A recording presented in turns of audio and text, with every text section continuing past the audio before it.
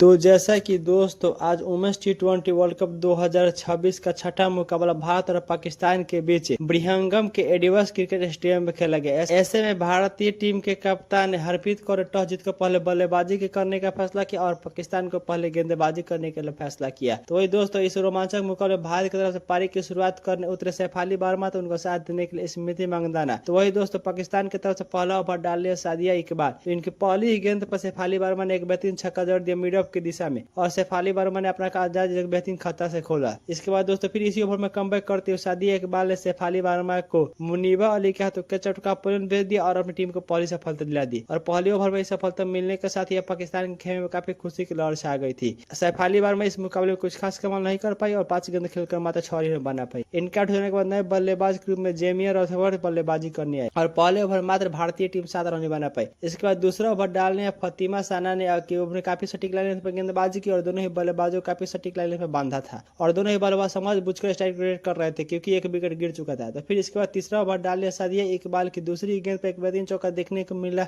स्मृति मंदाना से बल्ले से। तो फिर चौथी गेंद पर एक बेहतरीन चौका जड़ दिया और स्मृति मंदाना आज बेहतरीन लाइन में नजर आ रही थी और समझ बुझकर बल्लेबाजी कर रही थी। इसके बाद फिर से चौथा ओवर डालने तामिया रुबा की अपनी दूसरी गेंद पर जेमियर रफत को नतीमा प्रवीण के हाथों का झटका पलन भेज दिया और भारतीय टीम को दूसरा झटका दे दिया और बैक टू बैक 2 झटके मिलने के साथ भारतीय टीम काफी बैकफुट आ चुकी थी। जेमियर तरफ भी इस मुकाबले में कुछ खास कमाल नहीं कर पाई और 7 गेंद खेलकर मात्र 1 रन बना पाई। इनका होने के बाद नए बल्लेबाज के रूप में कप्तान हरप्रीत कौर बल्लेबाजी कर लिया है और यहाँ से कप्तान हरप्रीत कौर और स्मृति मंदाना के बीच एक साझेदारी की जरूरत थी ताकि भारतीय टीम एक बेहतरीन टोटल तक पहुंच सके। तभी पांचवा ओवर डालने रमीना शारमीन की दूसरी और चौथी गेंद पर बैक टू बैक 2 बेहतरीन चौका देखने को मिला स्मृति मंदाना के बल्ले से और स्मृति मंदाना बेहतरीन लाइन में आ रही थी। तो वही हरप्रीत कौर समझ बुझकर बल्लेबाजी करे थे। तभी पार पहले के लास्ट ओवर छठा ओवर डालने फिर से फातिमा साना ने काफी सटीक लाइन पर गेंदबाजी की लेकिन बेहतरीन लाइन में चल रही स्मृति मंदाना ने इनकी छठी गेंद पर एक बेहतरीन चौका जड़ दिया कवर ड्राइव के जरिए और इसके दोस्तों पावर प्ले समाप्त होने तक भारतीय टीम 38 रन बनाई 2 विकेट के नुकसान पर और यहाँ से दोनों बल्लेबाजों को समझ बुझकर बल्लेबाजी करने की जरूरत थी। तभी 7वां ओवर डालने रमीना शामी ने काफी सटीक लाइन पर गेंदबाजी की लेकिन दोनों ही बल्लेबाज समझ बुझकर बल्लेबाजी कर रही थी और इस ओवर से 3 रन जोड़ दिए। तो फिर इसके बाद 8वां ओवर डालने आए तस्मीन रुबियोवा की काफी सटीक लाइन पर गेंदबाजी की लेकिन स्मृति मंदाना की इस ओवर में एक कैच ड्रॉप हो गया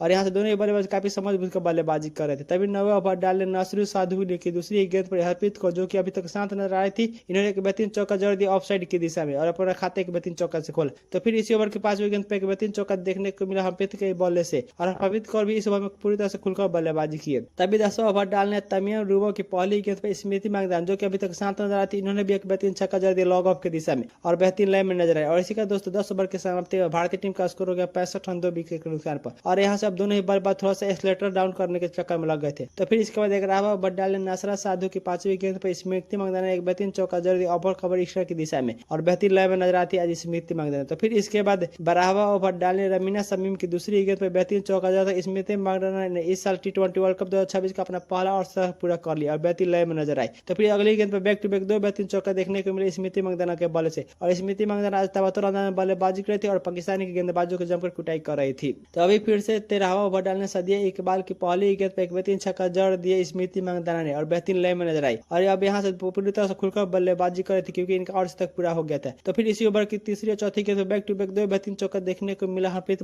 कौर के बल्ले से और दोनों ही बल्लेबाजों ने मिलकर इस ओवर को 12 बना दिया और 19 रन जोड़ दिया और यहाँ से दोनों ही बल्लेबाजों के बीच साफी से जैसी लाइन पर गेंदबाजी के साथ भी समझ बुझकर बल्लेबाजी कर। तभी फिर से 14वां ओवर डालने रमीना शमीमा की चौथी गेंद पर स्मृति मंदाना ने एक बेहतरीन चौका जड़ दिया कवर ड्राइव के जरिए लेकिन अगली गेंद फिर से बड़ा शॉट खेलने के लिए लेकिन वह गेंद उनके बल्ले पासे से कनेक्ट नहीं हो पाई और सीधा फातिमा साना के हाथों में चले गए और भारतीय टीम को तीसरा झटका लग गया। स्मृति मंदाना ने इस मुकाबले में बेहतरीन बल्लेबाजी करते हुए 40 गेंदों में 68 रन की शानदार पारी खेले। इनका ढूंढने के बाद नए बल्लेबाज के रूप में भारतीय फुलमानी बल्लेबाजी करने आए। तभी 15वां ओवर डालने से भी इकबाल ने अपनी दूसरी गेंद पर भारतीय फुलानी को स्टंप आउट कर पलन भेज दिया और भारतीय टीम को चौथा झटका दे दिया। भारतीय फुलानी इस मुकाबले में कुछ खास कमाल नहीं कर पाई और मात्र 3 गेंद खेलकर 1 रन बना पाई और बैक टू बैक 2 भारतीय टीम को झटके लग दिए। इसके बाद नए बल्लेबाज के रिचा घोष बल्लेबाजी करने और आती है इन्होंने खाते एक बेहतरीन चौका से खोला और बेहतरीन लाइन में नजर आए और इसके दोस्तों 15 ओवर के समाप्ति में भारतीय टीम का स्कोर हो गया 117 रन 4 विकेट के नुकसान पर। तभी 16वां ओवर डालने नसरा साधु ने काफी सटीक लाइन पर गेंदबाजी कर दोनों बल्लेबाजों को पूरी तरह से बांध कर रखा। तभी 17वां ओवर डालने फिर से फातिमा साना ने अपनी दूसरी ही गेंद पर हरप्रीत कौर जो कि बेहतरीन लाइन में थे उनको नतीलिया परवीन का तो झटका पलन भेज दिया और भारतीय टीम को 5वां झटका दे दिया। हरप्रीत कौर भी इस मुकाबले में बेहतरीन बल्लेबाजी करते हुए 35 गेंदों में 36 रन की शानदार पारी खेले। इनके ढूंढने के बाद नए बल्लेबाज के रूप में दीप्ति शर्मा बल्लेबाजी करने और दीप्ति शर्मा और यहाँ से रिचा घोष के बीच एक साझेदारी की जरूरत थी ताकि समझ बुझकर बल्लेबाजी बल्लेबाजी करे। तभी 18वां ओवर डालने नसीरुद्दीन सऊदी ने काफी सटीक लाइन पर गेंदबाजी की और दोनों ही बल्लेबाजों को पूरी तरह से बांध कर रखा। तभी 19वां ओवर डालने फिर से तासमिया रुबाम की पहली गेंद पर एक बेहतरीन चौका देखने को मिला दीप्ति शर्मा के बल्ले से, जिनकी तीसरी और चौथी गेंद पर बैक टू बैक दो बेहतरीन छक्का देखने को मिला ऋचा घोष के बल्ले से। और ऋचा घोष लास्ट ओवर था तो बेहतरीन लय में नजर रही थी और भारतीय टीम को एक शानदार फिनिशिंग दे रही थी। तो फिर इसी ओवर की 5वीं और 6ठी गेंद पर बैक टू बैक दो बेहतरीन चौका जड़ दिया ऋचा घोष ने और ऋचा घोष इस ओवर पूरी तरह से 12 बनाते हुए 23 रन जोड़ दिए और बेहतरीन लय में बल्लेबाजी और तमीम इकबाल को इस ओवर पूरी तरह से अच्छे से धोया। तो इसके बाद पहली पारी का लास्ट ओवर 20वां ओवर डाल दिया फातिमा साना की दूसरी गेंद पर ऋचा घोष ने एक बेहतरीन चौका जड़ दिया फाइनल की दिशा में और लास्ट ओवर था तो ऋचा घोष पूरी तरह से खुलकर बल्लेबाजी कर रही थी। लेकिन इसी ओवर की 5वीं गेंद पर कमबैक करते हुए फातिमा साना ने ऋचा घोष को क्लियर बोल्ड कर पेनल्टी भेज दिया और भारतीय टीम को छठा झटका दे दिया। ऋचा घोष इसके मुकाबले में बेहतरीन बल्लेबाजी करते हुए 17 गेंदों में 36 रन की शानदार पारी करे। इनका नए बल्लेबाजों को शेखर पाटिल बल्लेबाजी करने लेकिन लास्ट गेंद पर एक ही रन पाए और इसी के दोस्तों भारतीय टीम 20 ओवर खेलकर 170 रन बनाई 6 विकेट के नुकसान पर और पाकिस्तान को यहां से इस मुकाबले को जीतने के लिए 171 रन की जरूरत थी। तो वही दोस्तों पाकिस्तान की तरफ से इस लक्ष्य का पीछा करने उतरे मुनीबा और गोल फराज। वही दोस्तों भारतीय टीम की तरफ से पहला ओवर डालने अनुराधा रेड्डी, तो इनके पहले ही गेंद पर मुनीबा ने एक बेहतरीन चौका जड़ दिया कट के जरिए और बेहतरीन लय में नजर आई और इसी के बाद दोस्तों पहले ओवर तक दोनों ही बल्लेबाजों ने मिलकर कुल 8 रन जोड़ दिए। फिर इसके बाद दूसरा ओवर डाले शेखर पाटिल ने काफी सटीक लाइन पर गेंदबाजी की और दोनों ही बल्लेबाजों को पूरी तरह से बांध कर रखा। तो फिर इसके बाद तीसरा ओवर डालने क्रांति गौड़ की पहली और तीसरी गेंद पर बैक टू बैक दो बेहतरीन चौका देखने को मिला मुनीबा अली के बल्ले से और मुनीबा अली आज बेहतरीन लय में नजर आते और इस ओवर से दोनों ही बल्लेबाजों ने मिलकर कुल 14 रन जोड़ दिए। तो फिर इसके बाद चौथा ओवर डालने शेखर पाटिल की पहली गेंद पर एक बेहतरीन चौका देखने को मिला गुल फिरोज के बल्ले से और गुल फिरोज भी बेहतरीन लय में नजर आ रही थी। तो फिर इसके बाद इसी ओवर की तीसरी गेंद पर एक बेहतरीन चौका देखने को मिला मुनीबा अली के बल्ले से फाइनल की दिशा और दोनों ही बल्लेबाज यहाँ समझ बुझ कर अपनी पारी को तेजी से आगे बढ़ा रहे थे। तभी फिर से 5वां ओवर डालने दीप्ति शर्मा ने काफी सटीक लाइन लेंथ पर गेंदबाजी की और अपनी 5वीं गेंद पर गुल फिरोज को भारतीय फुलमी के हाथों का चटका पलट भेज दिया और भारतीय टीम को पहली सफलता दिला दी और पहली सफलता मिलने के साथ ही भारतीय खेल में काफी खुशी की लहर छा गई थी।